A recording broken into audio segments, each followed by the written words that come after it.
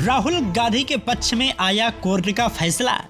कांग्रेस की हुई बहुत बड़ी जीत, भाजपा को लगा तगड़ा झटका। दरअसल आपको बता दें, कांग्रेस नेता राहुल गांधी की लोकसभा सदस्यता बहाली के खिलाफ सुप्रीम कोर्ट में एक याचिका दायर की गई थी, जिसे अब खारिज कर दिया गया है।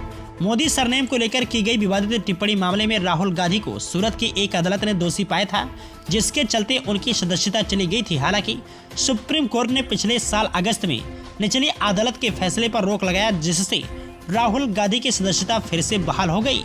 सुप्रीम कोर्ट ने न सिर्फ सदस्यता बहाली के खिलाफ याचिका को खारिज किया, बल्कि याचिकाकर्ता पर हर्जाना भी लगाया। अदालत ने याचिकाकर्ता को आधारहीन करार देते हुए याचिकाकर्ता अशोक पांडे पर 1 लाख रुपए का जुर्माना लगाया है।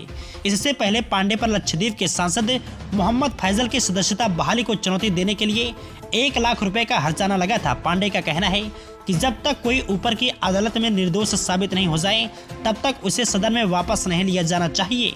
दरअसल सुप्रीम कोर्ट ने 4 अगस्त को सूरत की अदालत के फैसले पर रोक लगाई थी, जिसमें निचली अदालत ने पाया था कि राहुल मानहानि मुकदमे में दोषी है। सूरत की अदालत ने उन्हें 2 साल की सजा सुनाई थी, जिसके चलते राहुल की लोकसभा सदस्यता चली गई। इसके बाद राहुल गुजरात हाई कोर्ट और फिर सुप्रीम कोर्ट गए।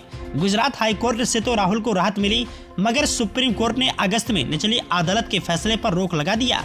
सुप्रीम कोर्ट ने कहा था कि राहुल गांधी को मानहानि के लिए अधिकतम 2 साल की सजा देने की कोई वजह नहीं है। Justice BR Gavai, justice PS Narasimha और जस्टिस संजीव कुमार की पीठ ने कहा था, ट्रायल जज के जरिए अधिकतम सजा देने का कोई कारण नहीं बताया गया है। अंतिम फैसला आने तक दोष सिद्ध के आदेश पर रोक लगाने की जरूरत है। पीठ का कहना था कि ट्रायल कोर्ट के आदेश के प्रभाव काफी व्यापक हैं। दरअसल राहुल ने 13 अप्रैल 2019 को कर्नाटक के कोलार में एक चुनावी रैली के दौरान कहा था, सभी चोरों के सरनेम मोदी ही क्यों होता है। राहुल के इस बयान पर काफी विवाद मचा और फिर गुजरात के पूर्व मंत्री प्रणेश मोदी ने 2019 में आपराधिक मानहानि का मुकदमा दायर किया। कई सालों तक कानूनी कार्रवाई चलती रही। इसके बाद पिछले साल 23 मार्च को सूरत की एक अदालत ने राहुल गांधी को दोषी माना और उन्हें 2 साल सजा सुनाई।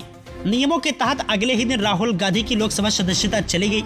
इसके बाद कांग्रेस नेता ने अपने दोष सिद्धि पर रोक लगाने के अनुरोध के साथ सूरत की अदालत के आदेश को सत्र अदालत में चुनौती दी। हालांकि सत्र अदालत ने उन्हें 20 अप्रैल को जमानत दे दी और उनकी चुनौती पर सुनवाई करने पर सहमति व्यक्त की, लेकिन सजा पर रोक लगाने से इनकार कर दिया। इसके बाद राहुल गांधी 15 जुलाई को सुप्रीम कोर्ट पहुंचे।